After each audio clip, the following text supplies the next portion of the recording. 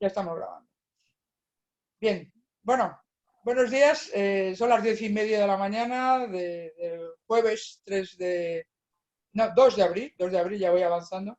Y estamos con Tony Roldán. Yo le comentaba antes que todos los que tenemos interés por la economía y por la política, y mejor esa combinación, pues conocemos a Tony Roldán, que a pesar de su juventud, tiene una carrera muy interesante, ha estudiado y trabajado en universidades muy prestigiosas para los que somos economistas, lo valoramos, y también ha dado parte de su servicio a la política española, cosa que creo que es muy útil que hicieran todos los profesionales, y además era un proyecto que pretendía y pretende introducir aire fresco, y eso es lo que está introduciendo con propuestas muy audaces en estos momentos de crisis y de situación compleja.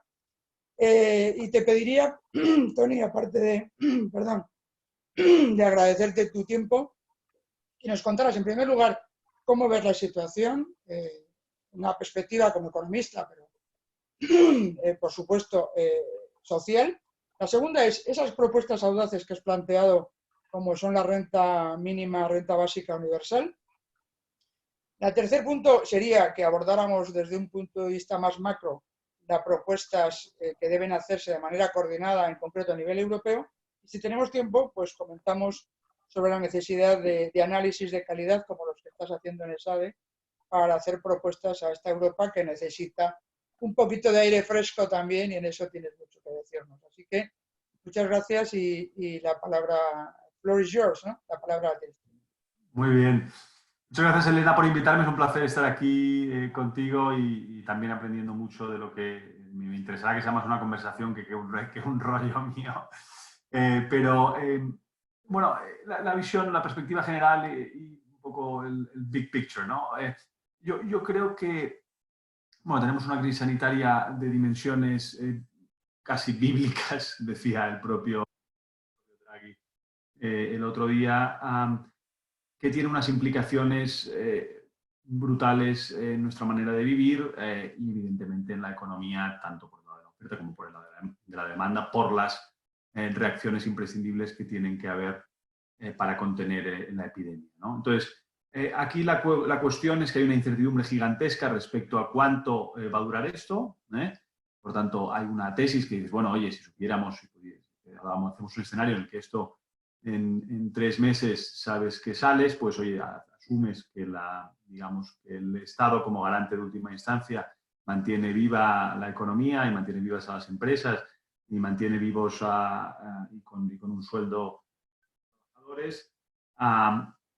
Entonces, bueno, pero bueno, ahí tienes el gran interrogante de cuánto va a durar esto. Si esto después se alarga, vas y vienes, tienes que volver a cerrar fronteras, luego evidentemente tienes el trasvase bestial en todas las cadenas de producción globales y en el comercio internacional, donde cada uno a un ritmo distinto va a acabar en un equilibrio similar, pues es probable que dure más tiempo. El shock va a ser enorme. Para España probablemente esté cerca del 10%, sino más, el PIB.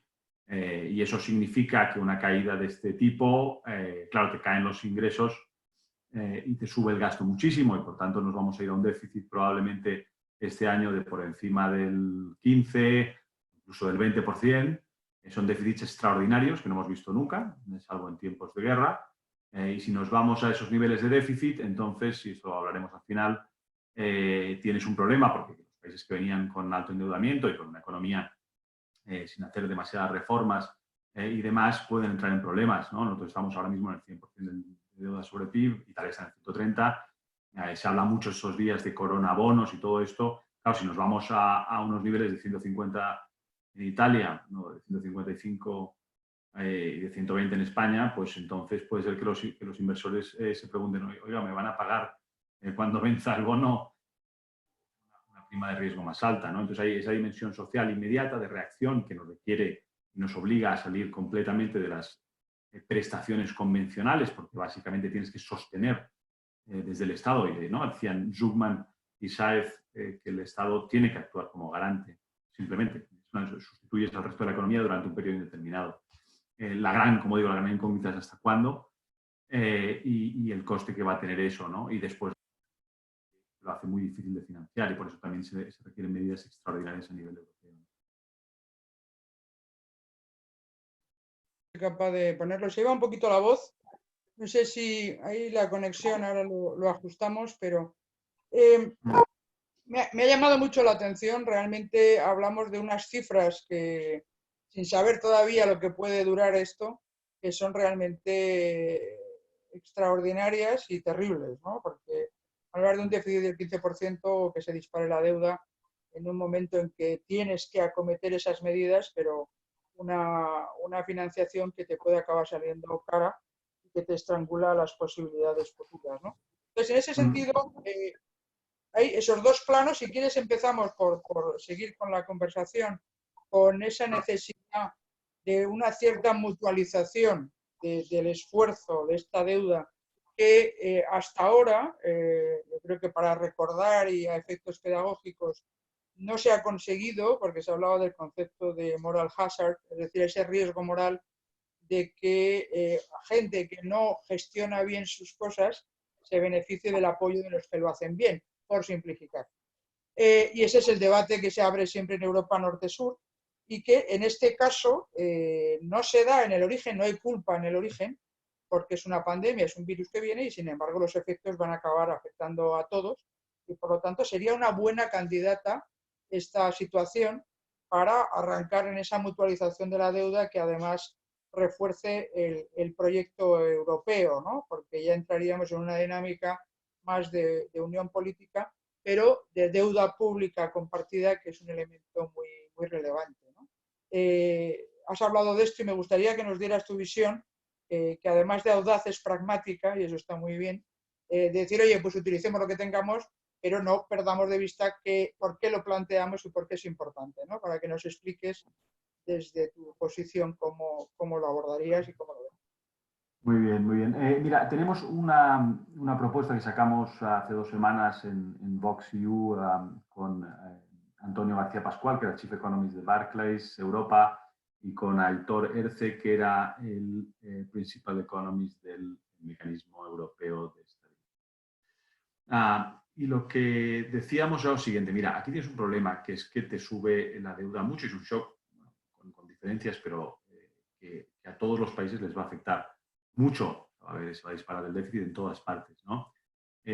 Con la diferencia de que unos pueden lidiar con eso mejor que otros, ¿eh? Entonces,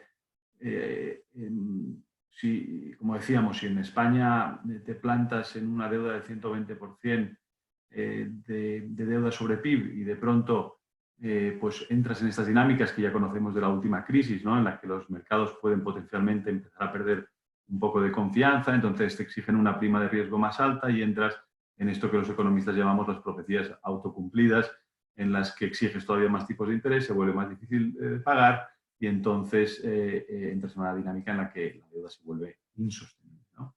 Entonces, eso es lo que intentábamos abordar. Decíamos, bueno, algunos tipos del cero o negativos, como tienen en Alemania, pues puedes financiar el gasto corriente de casi cualquier deuda, o sea, toda la deuda es sostenible. Sin embargo, si te vas con unos tamaños de deuda tan grandes a unos tipos de interés un poquito más altos, ya se vuelve muchísimo más complicado y sobre todo el esfuerzo fiscal que tiene que hacer el país cada año te absorbe todos los recursos para todo lo demás. Entonces, el coste en términos sociales, etcétera, es gigantesco, ¿no? Tienes que dejar de invertir en educación y en sanidad precisamente ahora para gastarte el dinero en pagar intereses, ¿no? Nuestro cálculo era que con unos tipos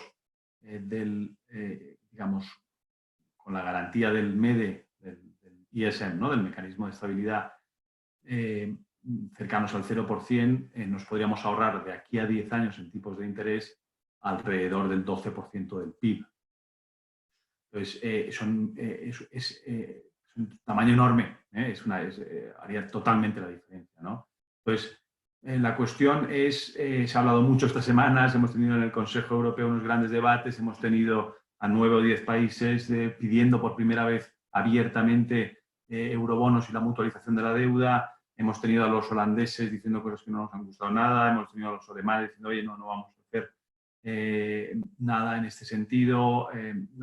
Mi opinión es que, mira, es un impacto compartido nos jugamos todo aquí. Todos somos Italia. Aquí no hay nadie que haya hecho algo mal, no hay moral hazard, como tú decías. Aquí hay un elemento enorme de una crisis fortuita y por tanto, nos va a afectar a todos por igual. Entonces, si Italia entra en una crisis de la deuda y hay que rescatarla después, o si se rompe el mercado único, Alemania lo va a sufrir más que nadie. Y los holandeses, desde luego. Eso te iba a decir, o sea, siempre hay un elemento que suena más de decencia, de solidaridad, pero es verdad que en este mundo interdependiente y en Europa en particular así lo hemos querido por también motivos políticos, todo el mundo acaba perjudicado si a cualquiera nos va mal, ¿no?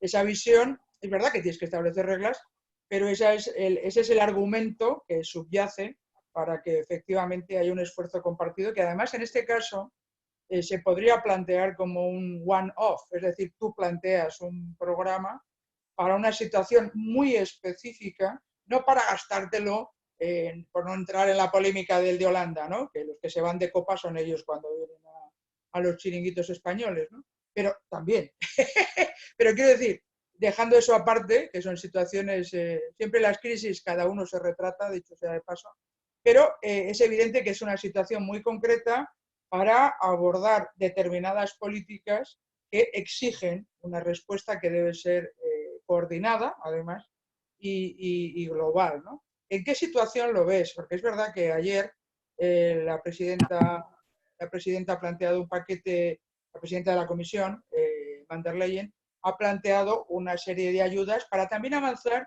en otro concepto, pero que ya es de presupuesto, o sea, ya estamos hablando de cosas interesantes, como es una cierta mutualización del subsidio de desempleo, ¿no? Es un elemento también, yo creo que muy interesante. La Comisión, a diferencia de otras ocasiones, intenta reaccionar más rápido, cosa que es de agradecer, está intentando tener gestos que me parecen importantes y que van en la dirección adecuada, ¿no? Yo estoy contigo que es una oportunidad que si la perdemos nos sitúa a Europa y a los países que formamos Europa en un panorama geopolítico bastante complicado y que no nos favorece. O sea, que esto es un elemento a tener en cuenta y subrayar cada vez que tengamos ocasión. Pero ¿cómo ves el panorama? Esa propuesta que la incluiremos en el post que hagamos de nuestra conversación. En el momento actual, ¿qué es lo que podemos hacer en términos europeos? Mira, te concreto un poquito la propuesta que hemos hecho. Nosotros básicamente lo que decimos es, mira, tú puedes intentar hacer un nuevo eurobono, intentar construir el mecanismo, convencer a los mercados, diseñarlo, convencer a los países, hacer la regulación, etcétera, pero eso a lo mejor te lleva un año, te lleva 2 años, ¿no?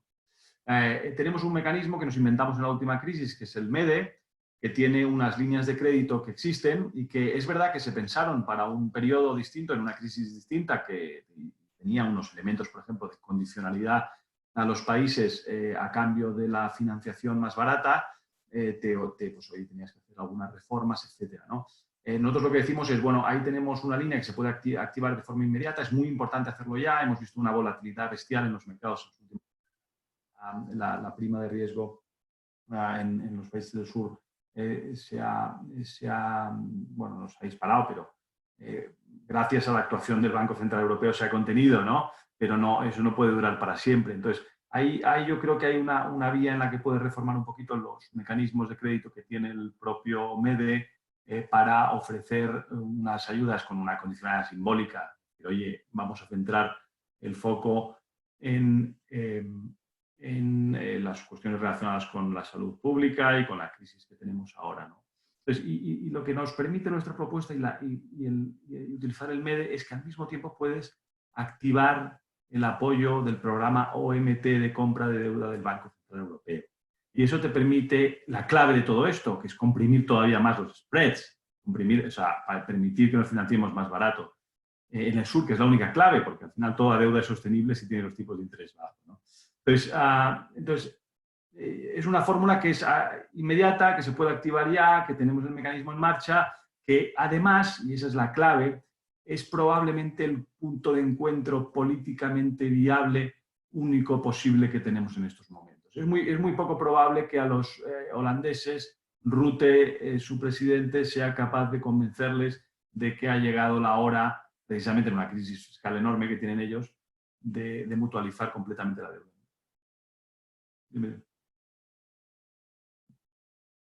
Actívate, Elena, que no te oigo. Aquí.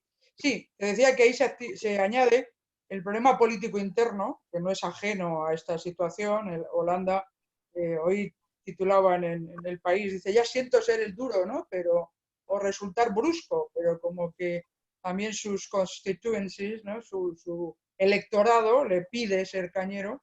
Y eso ya hablaremos otro día, de cómo se rompen esas dinámicas políticas que obligan a los dirigentes, reconociendo que hay que hacer una cosa, a hacer otra, cosa que me parece pavorosa. Y en el caso de Alemania existe también una resistencia, pero sin embargo sí que tenemos un peso fuerte de Francia en esta opción y creo que tenemos todavía una semana, ¿no? Estamos en la primera que se han dado de plazo y es dentro de una semana cuando volverán a plantear. Creo que hay que hacer propuestas, como tú bien planteas, para seguir adelantando, avanzando y ser pragmáticos. Hay que seguir trabajando en eso, pero hay que hacer algo por ese otro componente también geopolítico y de interdependencia entre los países de la Unión Europea. Pasemos, porque esto siempre la gente dice, oh, ya estamos aquí con la deuda, el MEDE, las siglas y tal, pero esto mismo ocurre si bajamos al plano más micro, más de los ciudadanos de a pie, sea cual sea su profesión, que va por barrios. Efectivamente, yo que soy autónoma, pues lo vivo, acabo de pagar la cuota y este mes pues tendré ingresos cero, o sea, esto es lo que hay.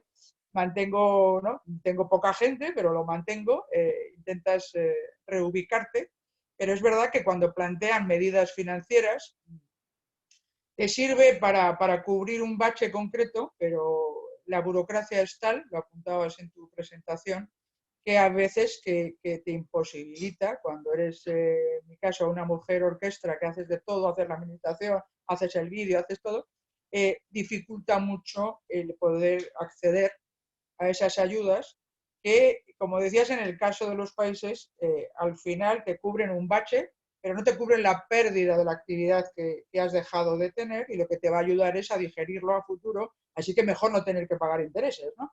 Pero en el caso de los pequeños negocios o de las personas y familias individuales, la pérdida se produce porque no han podido trabajar y no han podido trabajar no porque no quisieran, sino porque se ha parado la actividad como medida de gestionar una crisis. Y yo creo que esto es muy importante recordarlo, ¿no? Porque hay veces que también hay declaraciones políticas que sorprenden, ¿no? Y las empresas no quieran hacer las cosas, es que se les ha pedido que no hagan su trabajo. Por ley no pueden hacerlas. No, está prohibido, ¿vale? Entonces, esto es una situación que requiere medidas más audaces. Yo desde el primer momento, lo que pasa que no te llamé en esa ocasión, pero sí que lo hablé con algún colega nuestro del ámbito financiero, digo, yo creo que más que créditos, que está muy bien, yo creo que los bancos están haciendo un papel importante de mantener ese acceso al crédito que es relevante, es que necesitas cubrir unos ingresos que no tienes, es que no los tienes y no los vas a tener, eso se ha perdido.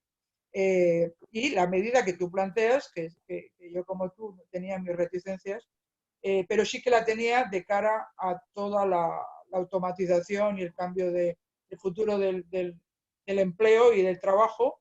Es una ocasión fantástica y no por frivolizar, no es positivo, pero es cuando hay que tomar medidas audaces como la renta básica universal, que me pareció que estaba muy sencilla, muy clara, como debe ser, y las medidas para que sean eficaces tienen que ser sencillas, y uniformes, porque si empezamos a meter asimetrías, desde las peluquerías hasta la fábrica, que si es esencial o no esencial, se nos ha hundido la realidad de mucha gente concreta con nombres y apellidos. Esto me parece dramático.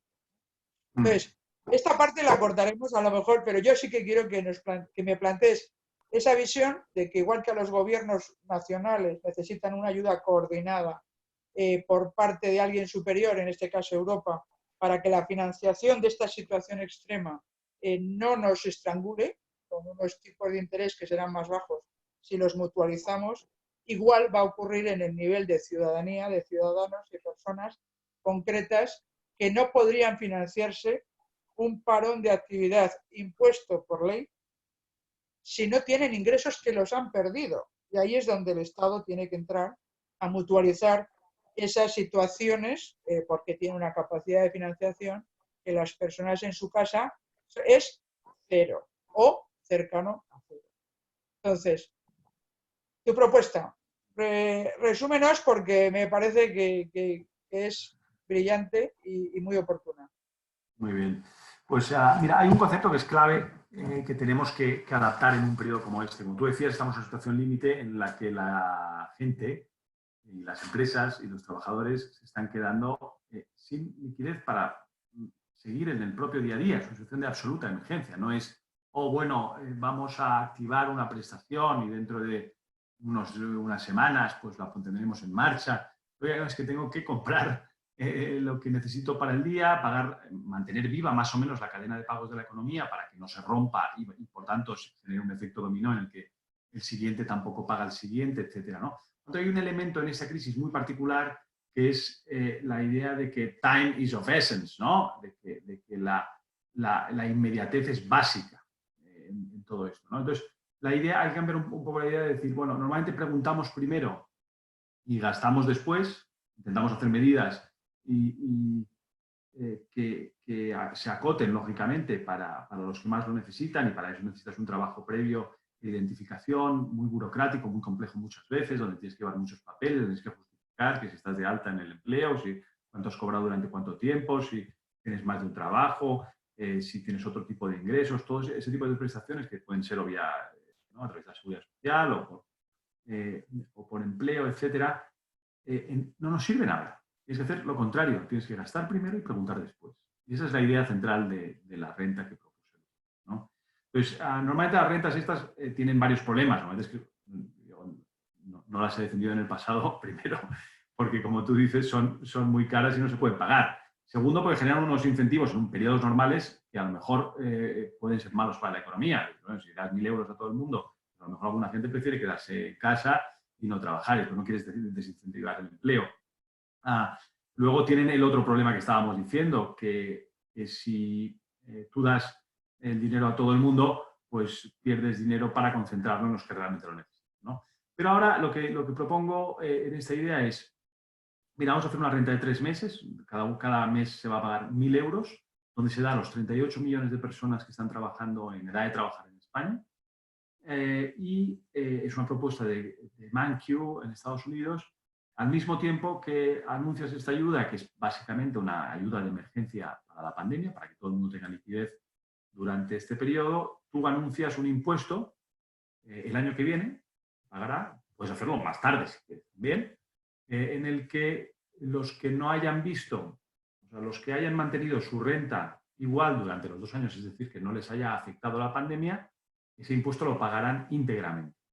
En cambio, los que hayan visto que ha caído su renta durante este periodo, pues no tendrán que pagar nada o proporcionalmente a lo que haya caído, ¿no? Entonces, de esa manera solventas el problema del coste y el problema de concentrar los recursos en quien lo necesita, ¿no? Entonces, el cálculo que hacía yo me daba que de primeras, el primer año te cuesta mucho dinero, te cuesta casi un 11% del PIB. Paréntesis, el programa del bazooka fiscal de Sánchez es alrededor del 20% del PIB. Estamos todos en unos niveles de gasto extraordinarios, ¿no? Entonces, pero al año siguiente, si tú mides el coste de la medida, digamos, en los 2 años, se te reduce a alrededor de 1% del PIB. Entonces, eso es financiable. Dime.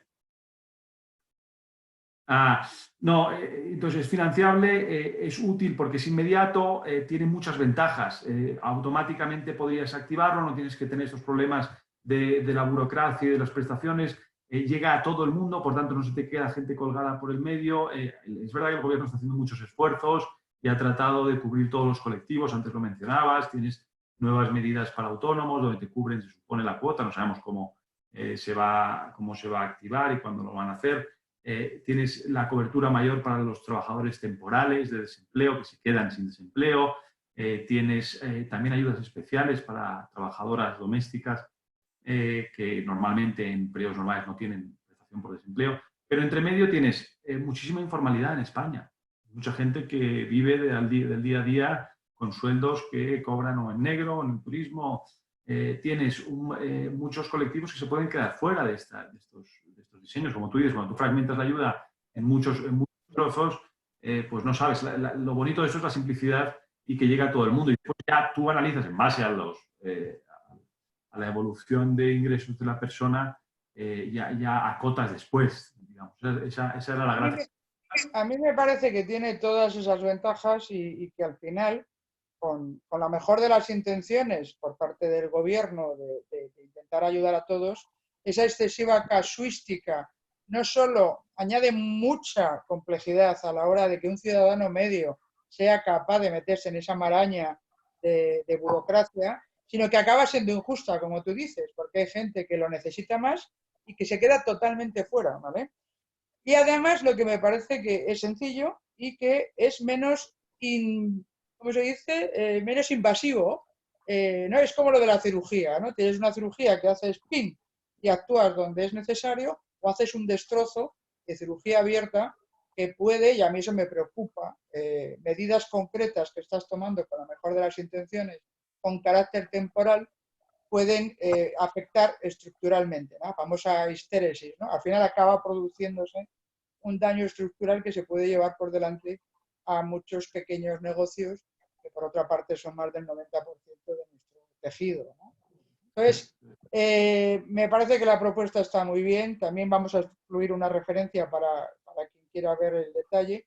Y me gustaría acabar con una visión, hombre, lo más esperanzadora y optimista, ¿por qué no?, y de energía, en algo que me parece, o intento hacer esa lectura de lo que veo en las redes sociales, sobre todo, que siempre son más dinámicas, de mucha gente pensando al mismo tiempo, ¿no? Este es el concepto que yo aprendí también en el MIT, ¿no? De The Crowd, gente que está conectada pensando sobre un problema común, y hay mucha gente, hay muchos millones de personas y por lo tanto mucha gente dentro de esa base de ciudadanía con mucha capacidad de pensar en soluciones, ¿no?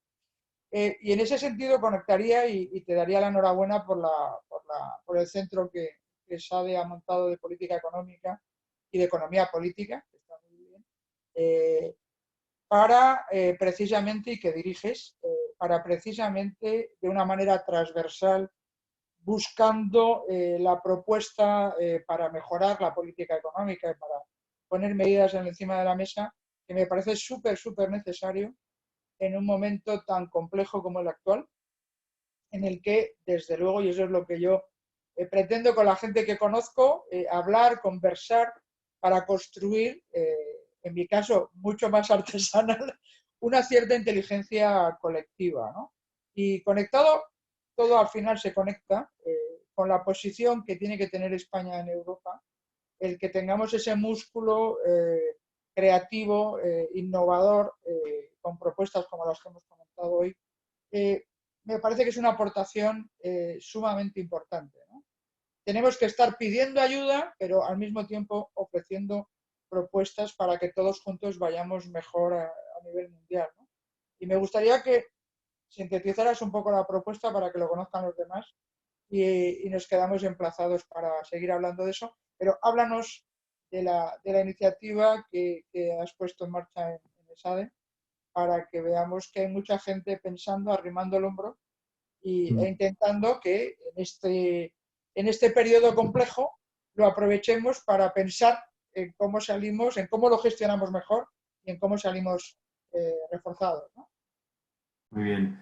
Te agradezco mucho que el apoyo a esa de Paul. Ha sido un esfuerzo un poco loco, en el sentido de que empezábamos de cero. Yo salí de la política, me iba a ir a trabajar al sector privado de vuelta y de pronto ostras, yo me pasé una temporada en política y me daba cuenta que negocié 2 acuerdos de gobierno con el PP y con el PSOE. Y el 80% de las medidas eran exactamente las mismas. Lo escribí yo mismo en el texto, ¿no? Entonces dije, ostras, aquí hay un espacio enorme de políticas basadas en la evidencia, de políticas sensatas, en donde nadie está haciendo esfuerzos para tender puentes, hay una polarización enorme.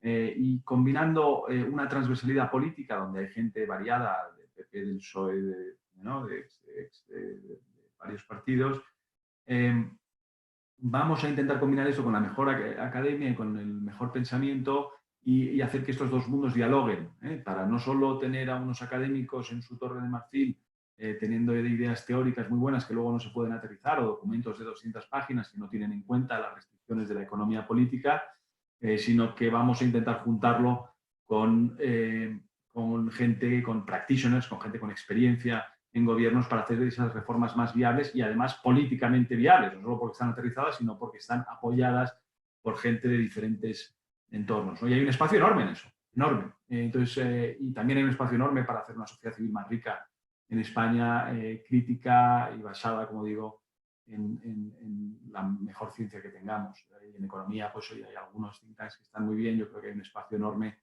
para ofrecer un análisis pues eso, rápido, bueno, transversal, y en momentos como este se hace más necesario que nunca.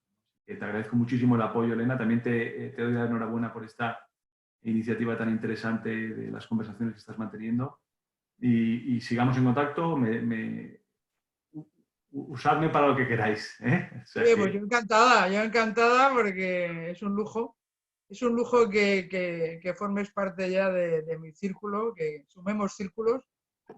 Un hashtag que intento movilizar es que hay que pensar, sumar y actuar, ¿no? Creo que esa visión, yo que también he estado en think tanks y tal, es justo lo que tú has explicado, ¿no? Cómo juntamos a la gente que puede aportar lo mejor de sus disciplinas y de su actividad para generar algo que de una manera pragmática cambie el mundo. O sea, que en eso nos vamos a encontrar siempre. Creo que hay mucha tarea, pero que con gente tan extraordinaria como tú, pues hay una esperanza y por eso me voy a quedar, si te parece. O sea que muchas gracias, Tony, y seguimos en contacto, ¿te parece? Muy bien, gracias a ti, Elena. Venga, un abrazo, un abrazo.